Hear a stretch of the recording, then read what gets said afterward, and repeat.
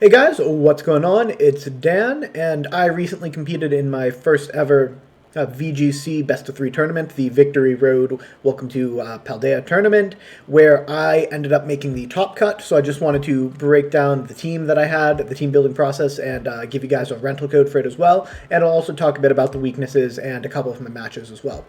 So without any further ado, let's just go ahead and get on into it. I wanted to start with the metagame considerations for this tournament that I was thinking about. The day before, Poker Bros had their friendly fight number 59, and these usage stats were compiled by @VGC Pastes on Twitter.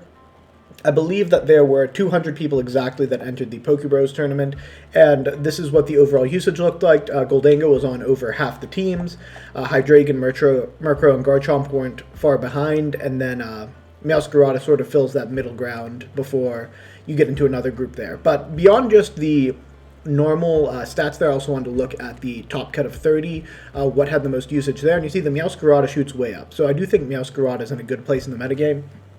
But Hydreigon, Goldango, and Garchomp and Murkrow are all also in the top 5 there. So that sort of core is probably going to be common, and whatever I have needs to be able to beat that. I also see that Annihilape has decent representation, and I was expecting a lot of the Choice Scarf Final Gambit set when I was building. And then I see that Torkoal doesn't have as high a placement, but I did want some good Torkoal answers as well, as something that could answer potentially Heat Wave Hydreigon, which I'd been seeing pick up in popularity over Flash Cannon. So with that being said, I will get into the team. I decided to go with a Snow route. So we have a Choice Scarf Abomasnow here. It's got the Blizzard, Earth Power, Energy Ball, and Aurora Veil. I think I clicked Earth Power, Energy Ball, and Aurora Veil combined like 4 times in the tournament. It was mostly just a Scarf Blizzard bot. And with how often I'm clicking Blizzard, it's important to note that in Snow it will always hit, and when it's a double connect, each Pokemon has a 10% chance to be frozen, so that's an 19% chance any given turn to freeze at least one opponent, so it does happen more often than you think. The speed stat here is something I would change. This with Scarf will outspeed max speed Garchomp, but if I added a few more stats into a few more EVs into speed, I could actually get it to outspeed max speed Maushold, which is something that became an issue in a couple rounds that I would absolutely change if I were to use this team again. It is also Terra Ground for Stab Earth Power if I need it, and to change away from the Ice type for better survivability. And of course, to take advantage of the Snow, I went with Slush Rust Cetitan with Terra Water Liquidation, Ice Spinner, Ice Shard, and Earthquake. I put Assault Vest on it, put some EVs in defense and special defense because its stats are distributed in such a way that that's actually more efficient than putting EVs in HP. And given the Snow boost and the Assault Vest, like in Snow, this thing is incredibly tanky, and the speed stat will allow it to outspeed max speed Dragapult by 1 when I'm in the Snow, which was the fastest thing I reasonably thought I'd see except for Scarf users, and we'd get to that when we got there. After that, we've got Meowscarada. I had been running a Focus Sash Meowscarada set, and I know that Focus Sash with Overgrow and just Terra Flower Trick is a set that's going around right now. But instead I went for Choice Band. I was expecting to click U-turn a lot, get some Flower Tricks off, and then play Rough to help me deal with some of the Annihilapes, along with Knockoff for Dark coverage, which is also really good into things like Goldango. So this Meowscarada was picking up Okos on Goldango for the most part. Up next, Kingambit. This is the weakest part of the team, I think, and if I were to run this again, I might replace the Kingambit potentially with an Annihilape or something similar. I'm not exactly sure, but I think this was the weakest part. It was just Life Orb, Sucker Punch with Life Orb will allow me to pick up max HP Armor Rogue, and then Iron Head, Kowtow Cleave, Protect, and Defiant to scare away some Intimidate. I didn't see too much of it, but I did like the option of it there.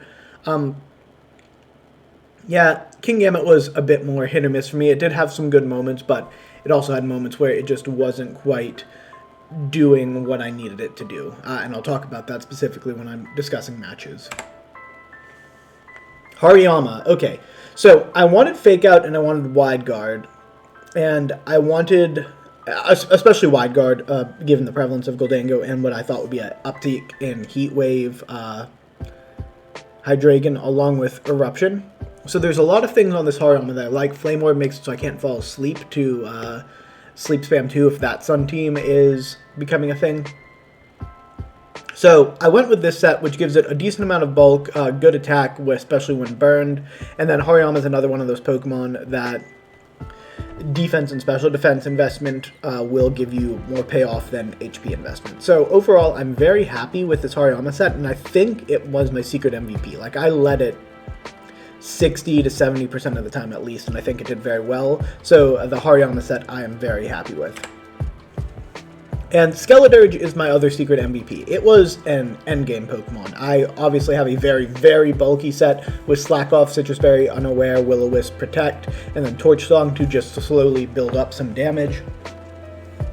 This thing can 1v1 most physical attacking Pokemon that aren't fire types if you burn them. In fact, I was able to 1v1 a bulked up Annihilate, because obviously I'm disregarding the buffs with Unaware, when I was able to Will-O-Wisp it. Even though it did have a 100 base power Rage Fist at the time, it was only doing 33%. I could stall it out, let the burn take it down, and then eventually Torch Song once I was out of crit range. So here's the team itself. There's the rental code. The rental code will also be in the description down below. Overall, I'm pretty happy with the team, but I can't really talk too much about that without discussing how the tournament itself went. So on the right, starting round 1 and going to my top cut matches at the bottom, you can see the general matchup. So round 1, I played against Fevzi, who is a very strong player who's been playing for a long time, so it was sort of a baptism by fire introduction to VGC. And he trapped me with Gothitelle both games with the lead. I guessed the partner next to Gothitelle incorrectly twice. The first game it was Annihilate, which just bulked up on me as much as it wanted. I thought on Team Preview, I thought for some reason that this would be a Final Gambit Annihilate next to Trick Room Gothitelle, but no, I just started clicking bulk up, and I knew that I was in a lot of danger at that point. And then game 2, I can't remember exactly what he led. It might have been a Moongus, but basically he simplified it to a Skeledirge endgame, and his Skeledirge was able to be substantially more well-positioned than my Skeledirge, so he cleaned that up pretty easily. Came back in the second round, and I just led Hail I faked out the Murkrow because it's not Covert Cloak, which really Murkrow should be running Covert Cloak, but I was able to fake it out and then run it over with functionally just Abomasnow, get in the Cetitan, and then I've got the speed advantage on the entire team. Round 3. Round 3 was interesting. There were some definite endgame questions about this round, but I generally lost to that Maushold allowing Trick Room to go up when my opponent wanted Trick Room. So Mushy played that very well, and the Maushold outspeeding the Abomasnow, this was the round that made me think, yeah, maybe that's the speed tier I should have gone for, not the Garchomp speed tier. Round 4, this is the first Goldango I played during the tournament, and there were 5 in the next 6 rounds. So I'm glad my prep for Goldango didn't go wasted here. It went pretty well. This was a Final Gambit Annihilate, and my opponent learned the hard way that Cetitan and Hariyama both have more HP than Annihilate, and those 2 games just put me on the right foot moving forward. I think one of them, he Final Gambited Hariyama, it went down to like 2 HP, and then I was able to close combat the Hydreigon, which had Terra Steeled, and pick up a KO. So it went very well. The round after that, really cool team. That's a Terra Fire on the Frostmoth, which was going to be an issue because Frostmoth is already so specially bulky, and Terra Fire would allow it to pick up a lot of the things on my team. I'd have to really rely on Liquidation from Cetitan, which I did, and it ended up working out. That's also a support Dragapult, not an offensive Dragapult, with Will-O-Wisp, and I assume Light Screen as well. But Cetitan had a great game that game. Next one against Sui. Okay, there were some very interesting things that happened in this game. Game 1. I really like the Arcanine set. It was a choice band set with extreme speed. However, Game 1 simplified down to Choice Band Extreme Speed, Arcanine that was locked into that, and that Annihilate that had been bulking up across from my Skeledirge, and this is where I burn the Annihilate, and I'm just start stalling it out. Arcanine, of course, can do nothing, but then he goes for Drain Punches on the Arcanine to try to stall out my PP on Protect and Slack Off. So as this is happening, I decide to start Torch Songing the Arcanine, so we're both just beating up the Arcanine until Arcanine faints for HP and for special attack boosts. And that leaves me with enough special attack that once I recover HP to the point where the Annihilate's not going to be able to threaten me with a crit, I'm able to stall it out just a little more and Torch Song it all the way down. Game 2, I missed 2 Will-O-Wisps and a Choice Band Play Rough on the Annihilate, which would have been enough to kill it, and he ends up winning that game. In Game 3, we get to another Annihilate versus Skeledirge endgame, but this time he's Terra Fired it. He preserved the Terra, so I can't burn it, and it's got a lot of Rage Fist charges. I think it's doing about 50% on the Rage Fists, and I have to hit it a couple times, but I also have Hariyama on the field. Instead of Drain Punching the Hariyama, Rage Fists the Hariyama, but is at about half HP. I'm at +2 on my Skeledirge. It's at about half HP, and I launch a Torch Song, which crits. I don't know if the crit was needed, but overall RNG in that match ended up about even, but Game 2 I definitely lost because of RNG, and Game 3 I probably won because of RNG because of that crit, so that was a very interesting matchup there. Then we had in round 7, we had a rain team, which I was able to win weather wars with, and the Barraskewda was very slow. The Scarf on the Abomasnow was letting me outspeed the Barraskewda when rain wasn't up. So that was just very favorable for me. Afterwards, my opponent told me they believed that Meowscarada was going to be a Trick Room variant, which is why they let Girafarig one game. And honestly, on my team, it would make sense, so I completely respect the play, but it did end up going decently well for me.